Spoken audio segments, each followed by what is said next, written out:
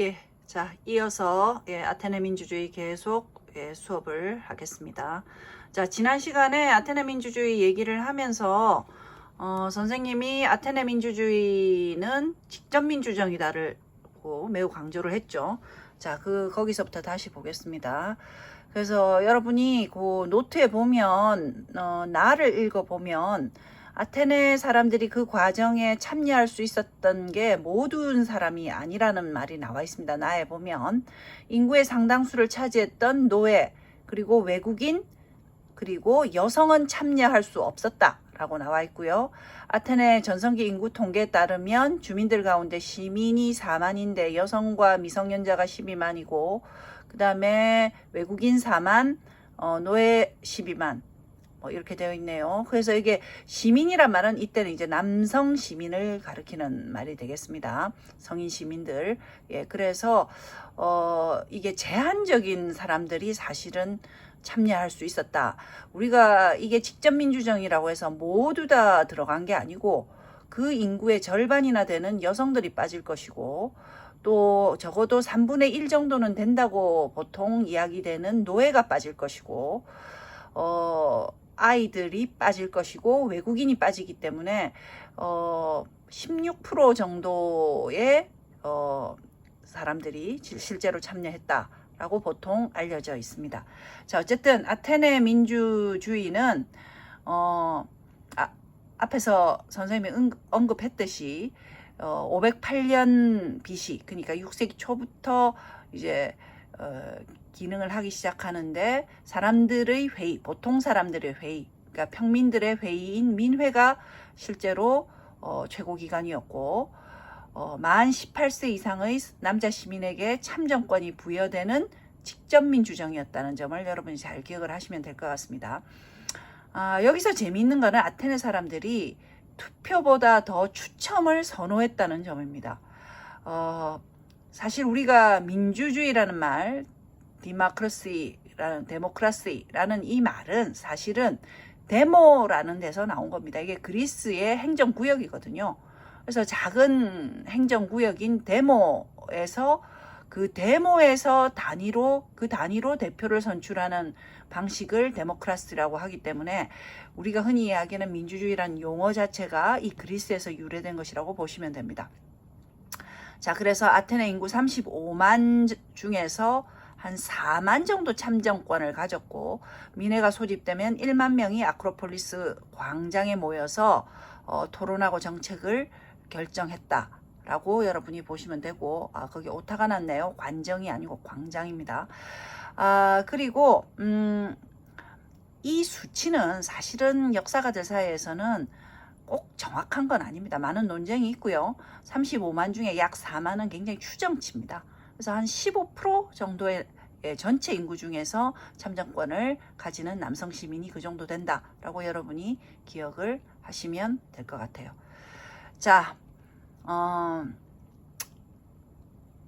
밑에 보면 여기 보면 재미있는 제도에 대한 이야기가 있는데 아까 선생님이 앞 시간에 클레이스테네스가 만들었던 제도 중에 하나가 이제 민회를 그 명실상부하게 굉장히 강력한 기구로 만들고 거기서 데모에서 추첨을 통해서 관리를 뽑는 500인 회의라는 걸 만들었다라고 아주 강조를 했는데 클레이스테네스가 만든 굉장히 재미있는 제도가 하나 있습니다.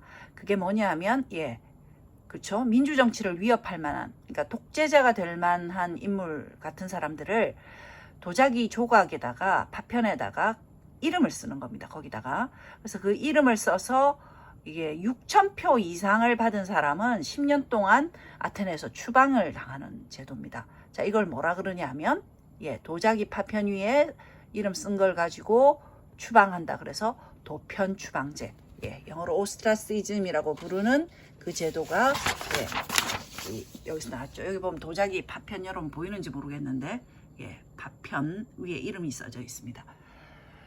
자, 그 밑에 보면 여러분 노트 정리하실 때 학습 내용 정리해서 아테네 민주정이 오늘날의 민주정과 다른 특징은 무엇입니까?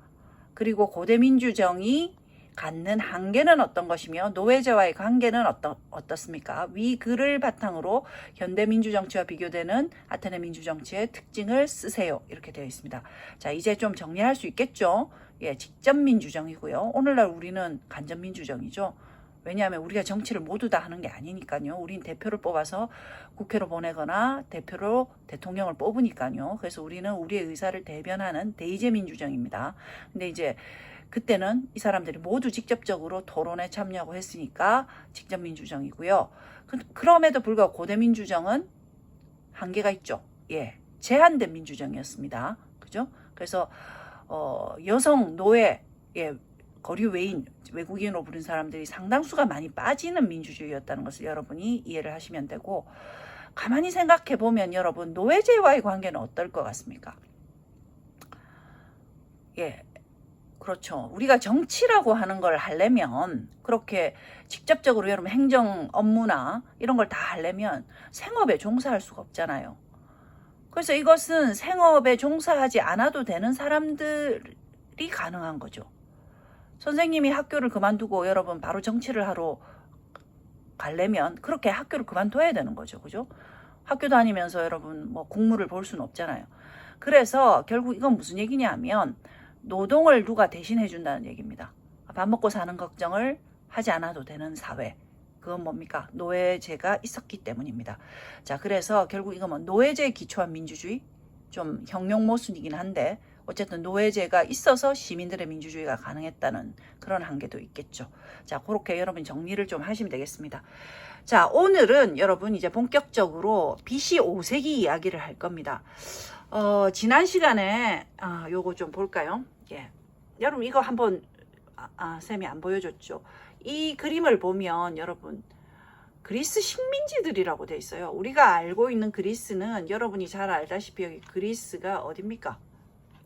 예? 여기죠. 여기 요 지역인데 이 그리스가 여기 본토만 있는 게 아니고 옆 지역으로 식민을 했습니다. 식민 사람이 이쪽으로 갔다는 얘기죠. 그래서 거기다가 이 정복해서 나라들을 다 도시국가들을 만드는 건데 폴리스는 본토에만 한 200개 정도의 폴리스가 있었다고 알려져 있고요.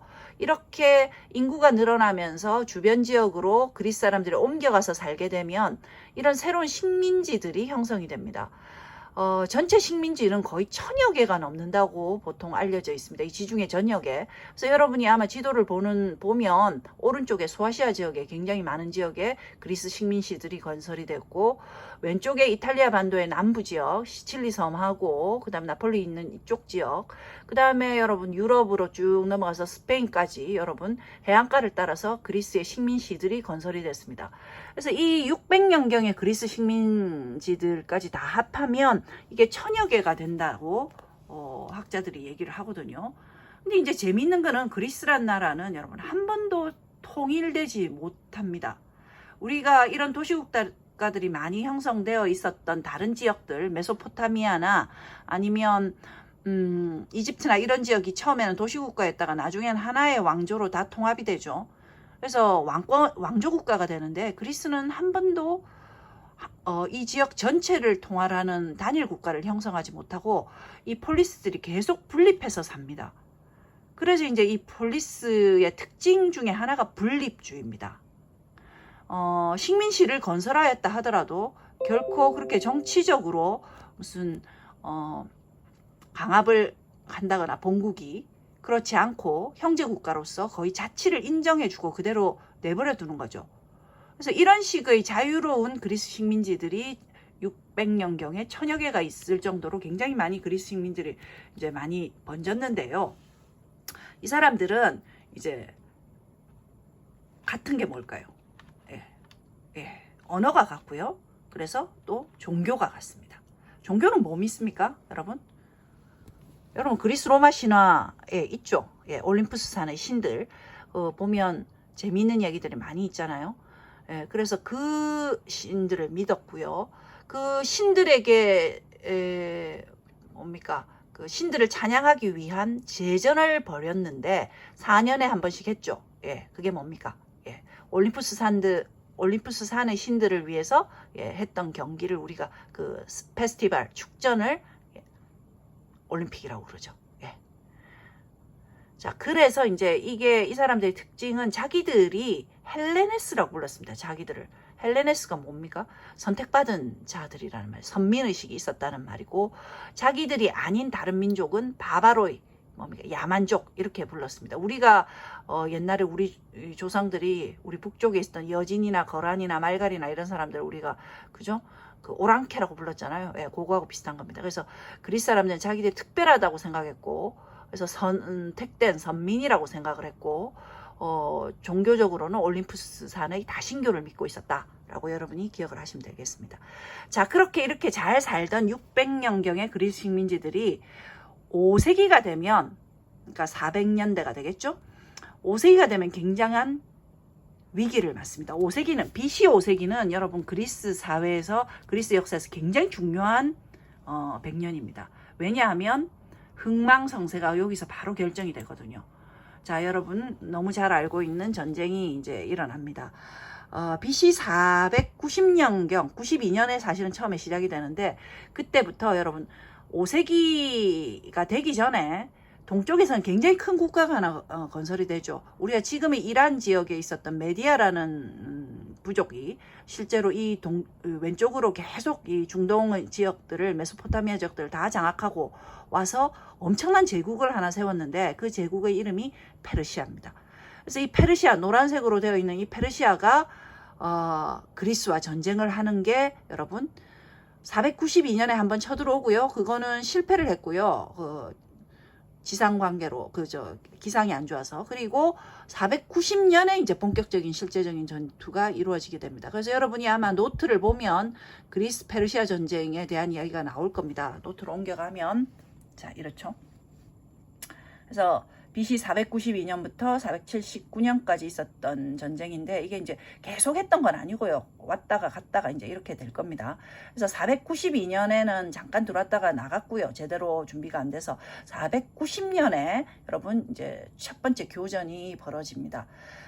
그 전투에서 여러분 되게 재미있는 마라톤이라는 곳에서 있었던 전투가 있었죠. 이 전투에서는 누가 이깁니까? 예, 아테네가 이깁니다. 그죠? 그래서 이제 이건 아테네를 치려고 들어왔던 전쟁인데, 어쨌든 아테네가 놀랍게도 이 거대한 제국을 이겨냅니다. 그건 조금 이따가 그 아테네 승리의 이유는 뭐 몇 가지로 설명이 되는데, 그건 조금 이따 다시 설명을 하기로 하고요. 마라톤이라는 곳에서 어떤 병사가 이겼다 하고, 마라톤 위치 보이죠? 예, 저 위에 있죠. 북쪽에. 그래서 그 마라톤이라는 곳에서 아테네까지가 거리가 얼마일까요? 예, 지금 마라톤 하고 있는 그 거리입니다. 42.19km. 거기서부터 뛰기 시작한 거죠. 아테네에 그걸 알려주러. 그래서 이제 그렇게 뛰면서 와서 그 승전보를 전하고 죽었는데, 그걸 기리기 위해서 이제 우리가 42.19km라는 긴 장거리 마라톤이 생긴 겁니다. 그래서 이름도 마라톤이라고 부르고요. 자, 어쨌든 이때 이기면서 페르시아가 다시 물러갑니다. 물러갔다가 페르시아는 다시 돌아옵니다. 10년 만에. 그래서 BC 480년이 되면 여러분 이제 두 번째 전투가 일어납니다. 자, 이번에는 480년 전투에는 아테네만 참여한 게 아니고 전 그리스인들이 힘을 합했습니다. 특히 이제 여기서 제일 중요한 나라가 아테네와 경쟁 관계에 있던 스파르타라는 폴리스죠. 그래서 스파르타 위치 한번 확인하세요. 스파르타는 왼쪽에 있는 펠로폰네소스 반도의 핵심 지역을 차지하죠. 지난 시간에 스파르타 잠깐 언급했는데, 스파르타는 여러분 여기는 이제 군사가 센 나라입니다. 그죠? 지배자들이 다 군인이라고 그랬잖아요. 그죠? 그래서 전사 집단입니다. 국가 전체가. 그러니까 군사력으로 강하겠죠. 특히 육군이 강했습니다. 스파르타는. 그래서 이제 스파르타가 이 페르시아 와 했던 전투 중에 굉장히 유명한 전투가 하나 있는데요. 여러분이 영화 300이란 걸 봤습니까? 못 보죠? 지금 여러분들 미성년자 관람 불가예요. 그죠? 자, 그건 나중에 보기로 하고, 어쨌든 300이라는 영화에 보면 테르모필레 전투라고 아주 유명한 전투가 있습니다. 여러분 테르모필레 위치 보입니까? 마라톤 위에 있습니다. 그래서 테르모필레라는 곳에서 이제 300명의 스파르타군이 완전히 수많은 페르시아 군을 맞이해서 장렬하게 모두 다 전사하는 영웅적인 전투가 이때 있었습니다. 그래서 이 전투는 물론 스파르타가 이기지는 못했지만 그 시간을 벌어준 거죠. 굉장히 진을 많이 빼고 페르시아 군대를. 그래서 결국 최종적으로 아테네가 그 다음 전투를 쉽게 할 수 있게 만들어준 전투였습니다. 그래서 480년에 동시에 이제 그렇게 지쳐서 내려오는 이제 그 페르시아 군대를 이길 수 있었고, 특히 이때 또 유명했던 게 BC 480년에 있었던 해전이 하나 있습니다. 그게 살라미스 해전이라는 거죠. 그 살라미스라고 여기 보면 여러분 보일런지 모르는데 해협이 있죠, 여러분. 그죠? 좁은 곳이 있습니다. 그래서 그 해협으로 페르시아 배를 끌어들여서 이제 이기게 되는 겁니다. 그래서 이 전쟁으로 결국 그리스가 승리를 했고, 거의 30년에 걸쳐서 일어났던 20년이 넘게 걸쳐서 일어났던 이 전쟁에서 그리스가 거대한 강국인 페르시아를 이긴 거죠. 그래서 이 전쟁은 그렇게 이겼기 때문에 폴리스들한테는 굉장히 큰 어떤 발전의 기회가 됩니다. 우리가 위기가 그러니까 기회라고 그러죠. 그래서 이런 위기를 극복하면서 그리스 국가들이 굉장히 크게 성장을 하게 되고, 지중해 지역에 더 이상 이제 페르시아가 자기들을 침범하지 못하게 돼서 그리스 지역의 경제적 번영이나 교역이나 이런 게 굉장히 활성화되는 계기가 됐던 게 페르시아 전쟁이었습니다. 자, 그래서 이 페르시아 전쟁은 한마디로 위기를 극복해서 아테네를 비롯한 그리스의 여러 폴리스들이 성장할 수 있는 기회를 만들어줬는데, 자, 이게 여러분 사실은 쭉 갔으면 아마 그리스가 굉장히 잘 나갔겠지만, 또 동시에 우리가 이 역사를 통해서 알 수 있는 것은 이 위기를 극복했다고 너무 자만하면 공멸의 길로 간다는 것도 이 역사가 보여줍니다. 왜냐하면 이제 이기면서 여기서부터 문제가 생깁니다. 우리가 인생도요, 가끔씩 보면 잘 될 때 굉장히 조심해야 될 필요성이 있습니다. 잘 나간다고 자신이 생각을 할 때. 그래서 그렇게 이제 그리스가 이기고 나면 이제 그리스 전체가 굉장히 번영이 오는데, 이때 어떤 문제가 생기냐면 아테네가 오만해지는 겁니다. 아테네의 독주 뭐 이렇게 이야기를 하는데, 아테네는 이기고 나서 이제 뭐죠? 동맹을 하나 만듭니다. 델로스 동맹이라고.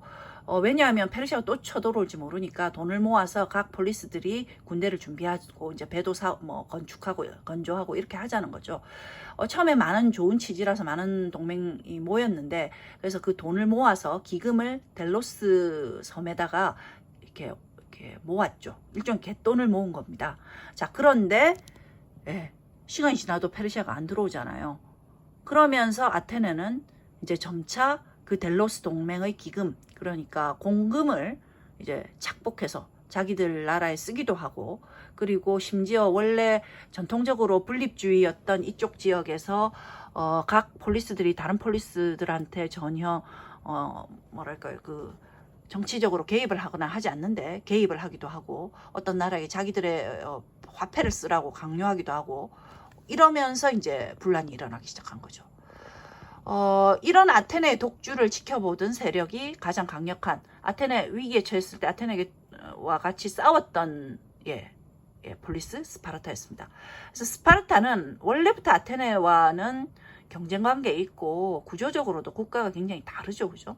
그리고 특히 이제 이 사람들은 전사 집단이라서 말 많고 뭐 막 토론하고 이런 거 별로 좋아하지 않는 사람들이죠.